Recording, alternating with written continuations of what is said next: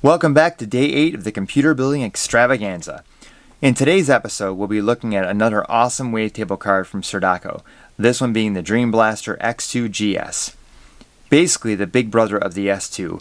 Powered by the Dream 5000 series synth chip, it contains 128 general MIDI instruments, 180 variation instruments, more drum sounds, but most exciting is that it comes with an official Roland license allowing it to contain sounds that would usually only be reserved for Roland sound modules such as the SC55 and SC88. In addition, it also comes with a 64 meg flash chip that allows up to 48 megabytes of that to be updated by the user. So, if you have other sounds you would like to hear, you can load them into this little guy and they will be played back. It contains a mini USB jack that can be connected to a modern PC for both uploading sound samples and being used as a MIDI playback device, as well as a stereo line out that can be connected to either the line out on a sound card, a mixer, or just a set of speakers, so you can hear the awesome output of this little card. Honestly, it's one of the most amazing things I've ever heard. Just like the S2, it can be connected to the host PC by either a 26-pin daughter board header via either the sound card or the chill and fill adapter that allows you to connect it via the joyport. However, unlike the S2, it can also be plugged in via a mini USB cable and used that way instead. Sounds pretty cool, huh? For only 90 euros, this card sounds better than anything we ever had back in the day. I'll be sure to post links in the description as to where you can grab one on SerdaShop. So, let's put it on the bench and see how it sounds. Okay, so we're back. You're probably like, why is Windows here instead of usually a DOS prompt, right? Well, today I decided to, for the ease of playing a bunch of different songs simultaneously, instead of making you watch one video after another video after another video, just to hear the music playing, I thought it would be easier just to go ahead and put it on into a playlist and connect the X2GS to a sound card that has a wavetable header and go from there instead. And it's not quite as exciting, but it gets kind of boring to watch videos where all you're doing is running around the screen anyway, right? So today I'm using a Diamond Monster Sound 2, as you can see from the Diamond Multimedia player you see in front of you there. However, when I plugged this in here and started trying to use it, I discovered that I wasn't hearing anything. If you notice, you look here, if I hit play here, you see that it's playing, but there's nothing coming out of the sound card. So what's going on? And so I went through this, and I went through this, and I went through this, trying to figure out what the problem could be. And I kept on searching different forums and websites trying to figure out what it could be. And I kept running across somebody talking about a hidden volume slider, but I couldn't figure out where it was. So I decided to delve into the volume control a little more, and it fitted frustration one day. And this is what you get in your advanced volume control panel on Windows 98, right? Here's all your different balances, and you figure if anything is to be considered, wavetable balance. But alas, it's not, because I turned that up and still didn't get anything. So I decided to go into options and look around, and under properties it shows a bunch of different volume controls, some that are listed and some that aren't. And one that I noticed here was external wavetable, and I thought, how would it be external wavetable? That's weird. All the other daughter cards I plugged in just worked right away. But this one doesn't, I think because of the fact that Diamond considers what they have on this monster card its own internal wavetable anyway.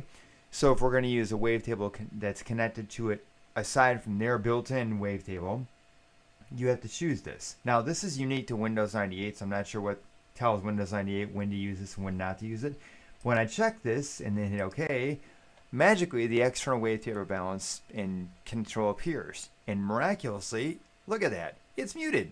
So not only does Microsoft hide it, but they mute it by default, so you don't even know that it was there to begin with. So now that it's there, I unmuted it, go back to the screen we were looking at before, hit the play button, and sure enough,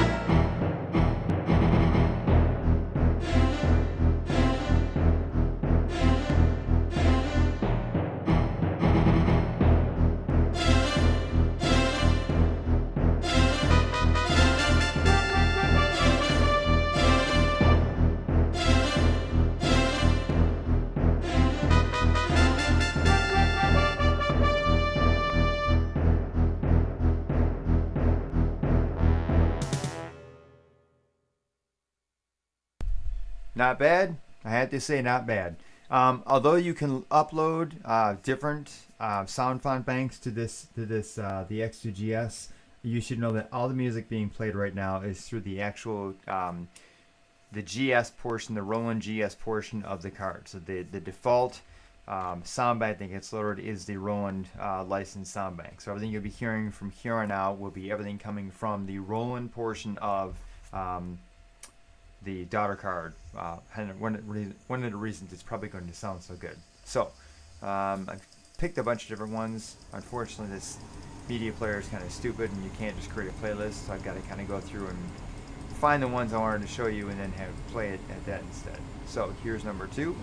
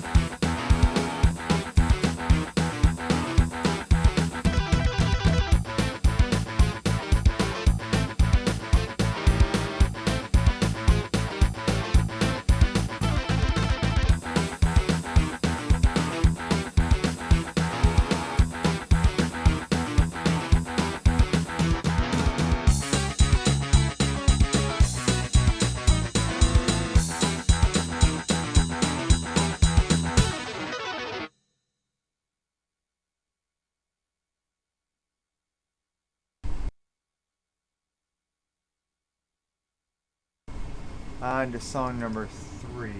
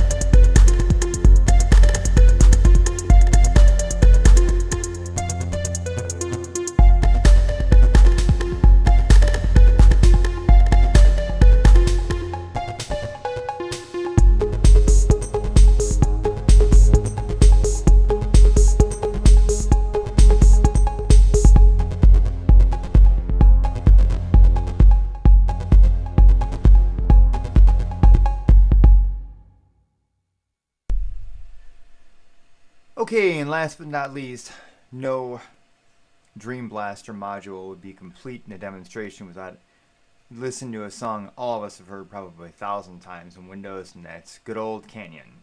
Compare it to what you've heard before and see what you can think of this one.